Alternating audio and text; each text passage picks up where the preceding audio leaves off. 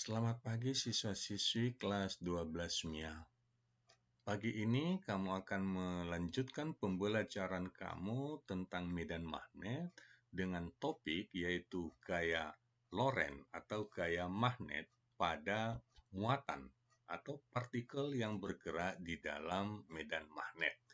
Dan ini gambar latar belakang ini menunjukkan bagaimana jika partikel itu bergerak di dalam medan magnet. Jadi kamu akan mempelajari seperti apa sifat partikel yang bergerak di dalam medan magnet. Sebelumnya kamu sudah mempelajari tentang aturan tangan kanan Lorentz untuk kawat lurus berarus. Sekarang bagaimana jika itu partikel yang bergerak? Maka aturan yang pertama, arah medan magnet tetap. Aturan yang kedua, yang sebelumnya ibu jari itu menunjukkan arah arus, maka sekarang menunjukkan arah kecepatan partikel. Karena apa? Ya arah arus ke atas, berarti arah kecepatan elektronnya juga ke atas. Jadi kalau kawat dialiri arus ke atas, berarti arah daripada kecepatan elektron-elektron yang ada di dalam kawat penghantar itu juga ke atas. Yang bertambah yaitu pengertian fungsi daripada telapak tangan.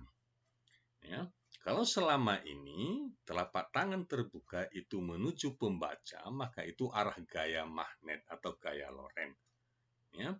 Tetapi untuk partikel yang bermuatan positif, yaitu proton, untuk proton, yaitu telapak tangan terbuka menuju pembaca.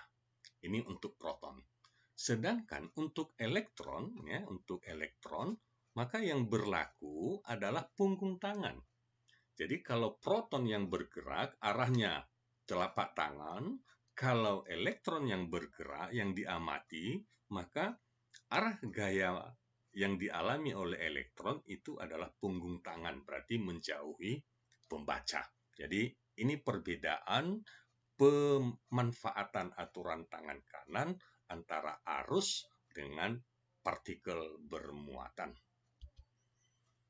Selanjutnya kita akan melihat berapa besar gaya yang bekerja pada partikel yang bergerak di dalam medan magnet. Sebelumnya kamu telah mempelajari bahwa besar gaya magnet atau gaya Lorentz pada kawat berarus itu adalah B kali I kali L kali sin theta atau bil sin theta. Dengan mengkonversi nilai I arus yaitu Q per T, banyaknya muatan yang mengalir setiap waktu. Maka kita dapati nilainya Q per T, B Q per T kali L kali sin theta. Kita susun B kali Q kali L per T. L ini adalah panjang kawat, berarti jarak yang ditempuh per satuan waktu.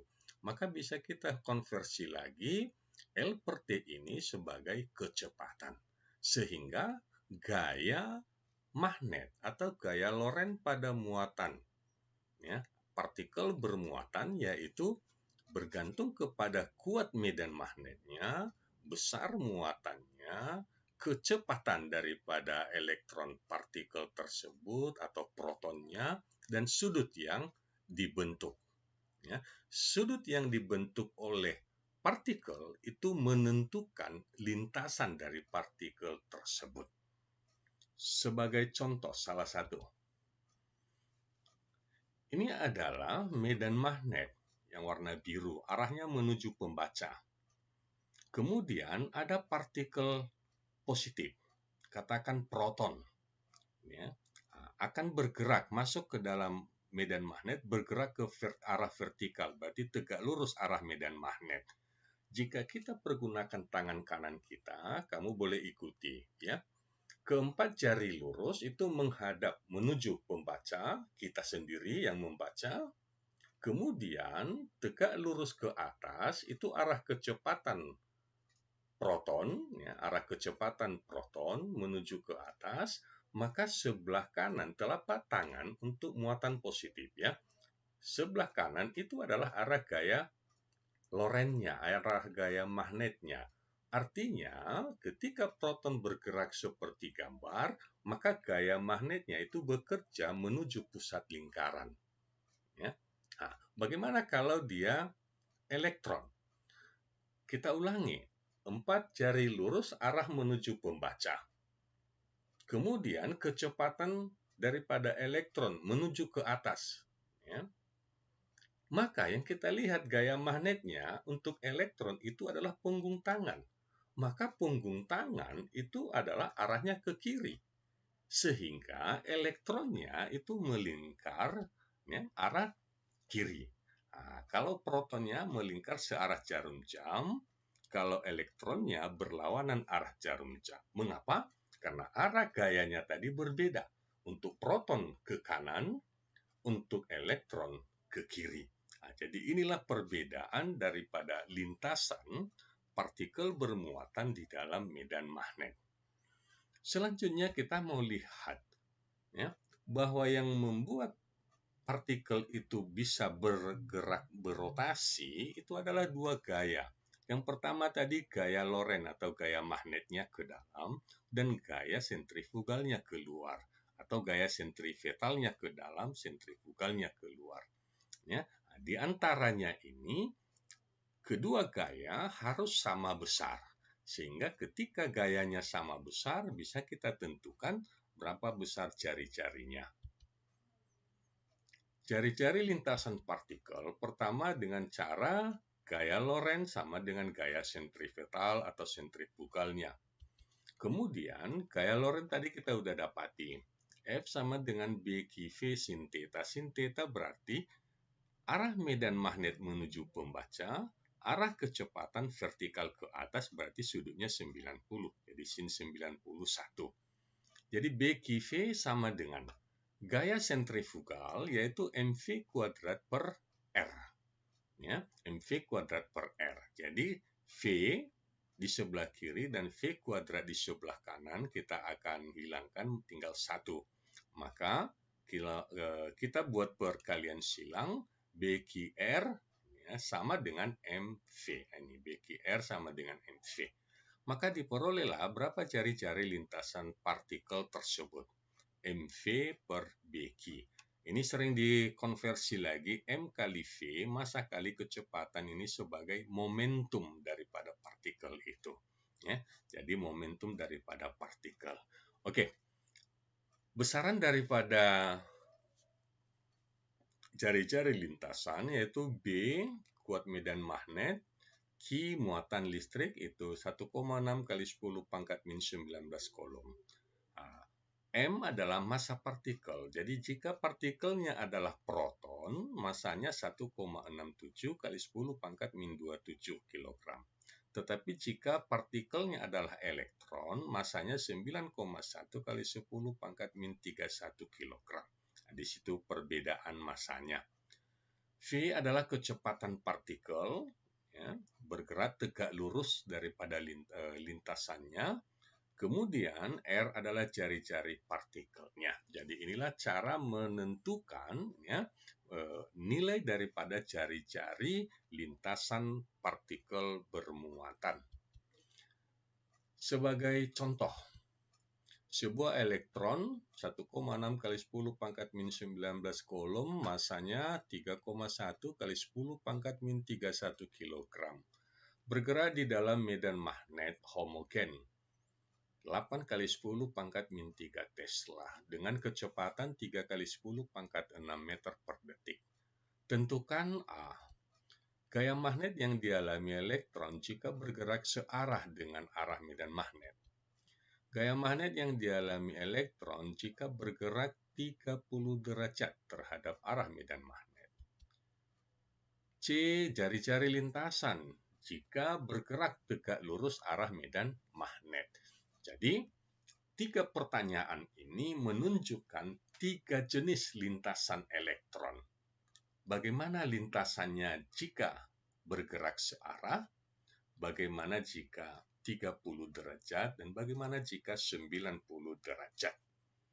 Yang pertama, lintasan partikel jika sudutnya 0 derajat seperti ini.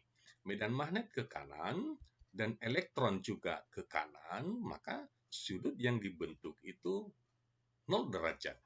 Sehingga dengan mempergunakan persamaan gaya magnet, ya, BQV sin theta, karena θ-nya 0, maka partikel tersebut tidak mengalami gaya magnet, F sama dengan 0. Artinya, partikel ini akan tetap bergerak lurus tanpa dipengaruhi oleh gaya magnetnya. Ini lintasan pertama.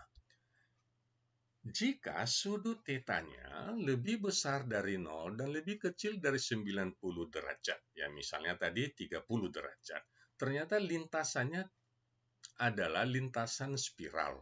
Nah, lintasan spiral misalnya medan magnetnya, ya, medan magnetnya ke kanan dan elektronnya bergerak membentuk sudut tertentu, maka lintasannya akan berbentuk spiral.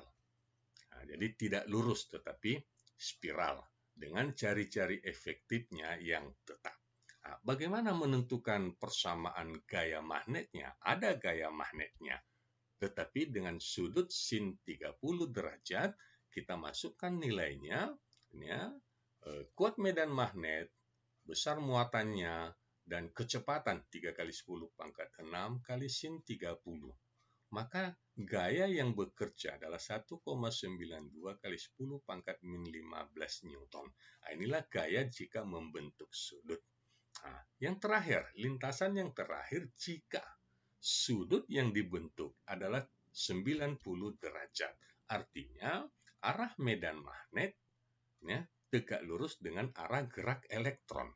Nah, seperti ini arah medan magnet ke kanan, maka gerak elektronnya jika itu bergerak ke atas vertikal, maka itu yang dijelaskan sebelumnya tadi. Elektron akan membentuk satu lintasan melingkar secara vertikal. Dan ini kita sudah pelajari. Ya, besar jari-jarinya MV per BQ. Ya.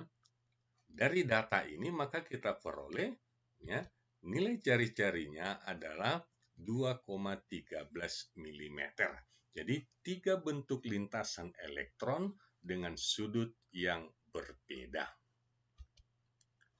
Contoh yang kedua, partikel alfa bermuatan plus 2 elektron bergerak dalam medan magnet homogen 0,2 Tesla. Arah gerak partikel tegak lurus terhadap arah medan magnet dan partikel mengalami gaya 3,84 kali 10 pangkat minus 14 Newton. Yang ditanyakan adalah tentukan laju partikel alfa tersebut. Data diketahui 2E berarti 2 kali elektron, 2 kali muatan elektron. Jadi 2 kali 1,6 sekali 10 pangkat min 19 sehingga menjadi 3,2 kali 10 pangkat min 19 kolom. Nah, inilah besar muatannya. Kuat medan magnet 0,2 Tesla.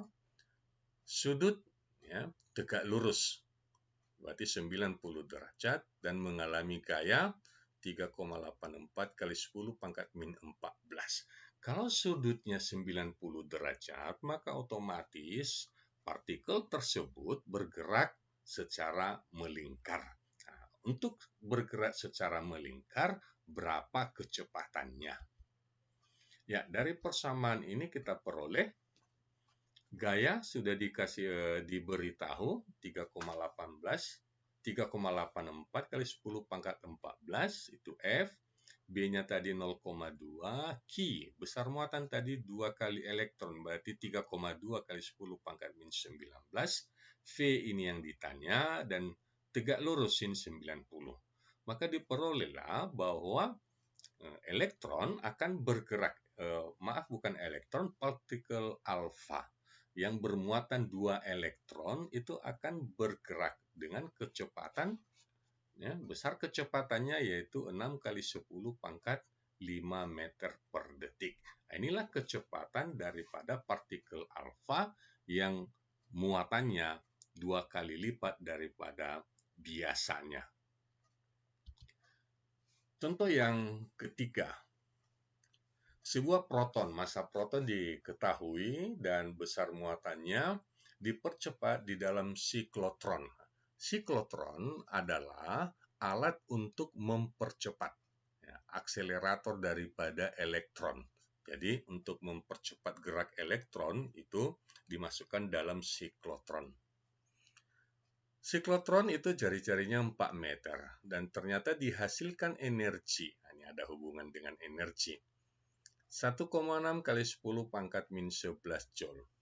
Tentukan kuat medan magnet di dalam siklotronnya. Nah, berapa kuat medan magnet untuk menghasilkan energi tersebut? Baik, data diberikan, massa proton dan besar muatannya, kemudian jari-jarinya 4 meter dan energi kinetiknya karena bergerak. Yang ditanya kuat medan magnet untuk menghasilkan energi kinetik tersebut.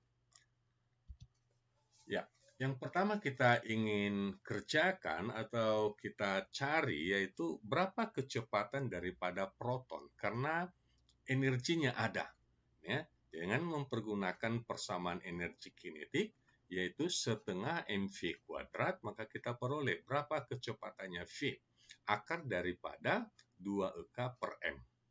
2 EK, EK-nya sudah ada, m-nya ya 1,67 pangkat min 27. Maka diperolehlah kecepatannya 2 kali 10 pangkat 8 meter per detik. Jadi dengan energi sebesar 1,6 kali 10 pangkat min 11, kecepatan daripada proton tersebut adalah 2 kali 10 pangkat 8.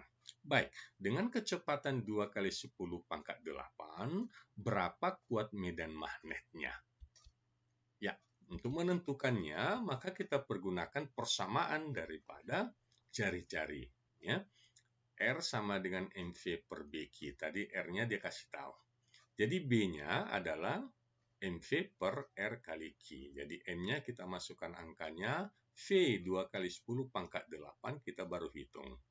Kemudian R jari-jari 4 kali Q-nya 1,6 kali 10 pangkat min 19. Jadi dari hasil perhitungan, ya, kita peroleh bahwa kuat medan magnetnya sebesar 0,52 Tesla. Jadi untuk menghasilkan energi sebesar itu, kita butuh kuat medan magnet 0,52 Tesla. Baik, kita akan lanjutkan pemahaman kita setelah mengetahui bagaimana menentukan jari-jari atau kecepatan daripada partikel bermuatan.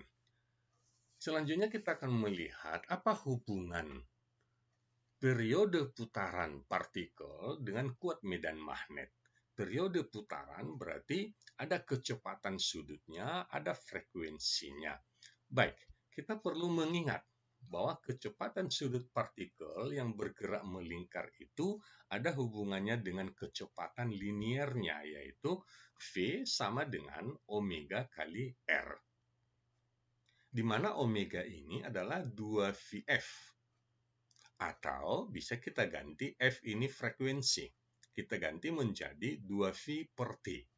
Ya, jadi hubungan kecepatan linier sebuah partikel, ya, itu berbanding lurus dengan frekuensinya atau berbanding terbalik dengan periodenya. Maka dari besaran ini kita boleh samakan dengan persamaan jari-jari yang sebelumnya kita sudah ketahui. Ya. Dari persamaan jari-jari lintasan MV per BQ, maka V-nya kita konversi menjadi omega kali R. Jadi dengan R dan R di sini hilang, maka kita dapati nilainya M kali omega sama dengan B kali Q, karena tinggal nilainya 1. Selanjutnya, ya, kita tentukan nilai omeganya, kecepatan sudutnya. Nah, kecepatan sudutnya menjadi BQ per M. Ya. Dari persamaan di atas ini tadi, ya, maka kita peroleh BQ per M. Omega ini, ya, kecepatan sudut itu adalah 2V per T. Udah, 2V per T. Jadi 2V per T sama dengan BQ per M. Maka periode putarannya kita dapati sama dengan perkalian silang 2Vm BQ kali T. Berarti periodenya 2V kali M per Bq. Jadi jika ini periodenya, maka frekuensinya dapat kita tentukan. Artinya, semakin besar kecepatan sebuah partikel yang bergerak di dalam lintasan melingkar, ya, maka dibutuhkan waktu periodenya itu akan lebih kecil lagi. Baik, bagaimana menerapkannya dengan contoh soal berikut ini. Partikel bermuatan 2 kali muatan elektron bergerak dalam medan magnet homogen B secara tegak lurus. Besar medan magnet adalah 1/4 V Tesla. Bila frekuensi siklotron 1600 Hz, tentukan massa partikel tersebut. Jadi, yang diketahui adalah frekuensi. Sedangkan frekuensi di sini adalah 1 per periodanya. Jadi, dari persamaan perioda juga bisa kita balikkan. Ya. Jadi, kalau ini periode 2V kali M per Bq, berarti frekuensinya 1/2V kali Bq per M. Jadi, kebalikannya. Baik, kita lihat data yang diketahui, 2E, ya, 2 elektron, 2 kali muatan elektron, berarti 3,2 kali 10 pangkat min 19 kolom, dan kemudian bergerak tegak lurus, berarti tetanya 90 derajat, berarti melingkar. B-nya diketahui 1/4 V dan frekuensi 1600 Hz. Yang ditanyakan berapa massa partikelnya. Ya, dengan mempergunakan persamaan frekuensi, berarti frekuensi ini kebalikan dari periode. Ya, ini kalau ini 2V menjadi 1/2V, kalau ini M per Bq menjadi Bq per M. Ini sederhananya ya. Dengan nilai frekuensi sudah diketahui, kemudian 1/2V-nya tetap B, ya, kuat medan magnet 1/4V ini, dan Q-nya 3,2 kali 10 pangkat min 19. Maka nilai M, massa partikel tersebut, dapat dihitung. Ya, yang pertama V-nya kita tiadakan. Kemudian buat perkalian silang, ya, 2M kali 1600, jadi 3200 M. Kemudian 3/2, 3,2 per 4, maka itu 0,8, pangkatnya kali 10 pangkat min 19. Jadi M-nya bisa kita tentukan nilainya, yaitu 2,5 kali 10 pangkat min 23 kg. Jadi inilah beberapa contoh dalam menentukan variabel daripada partikel bermuatan yang bergerak di dalam medan magnet. Sampai di sini pembelajaran kita pagi hari ini. Terima kasih atas perhatian kamu. Sampai jumpa pada topik selanjutnya. Salam sehat buat kamu semua.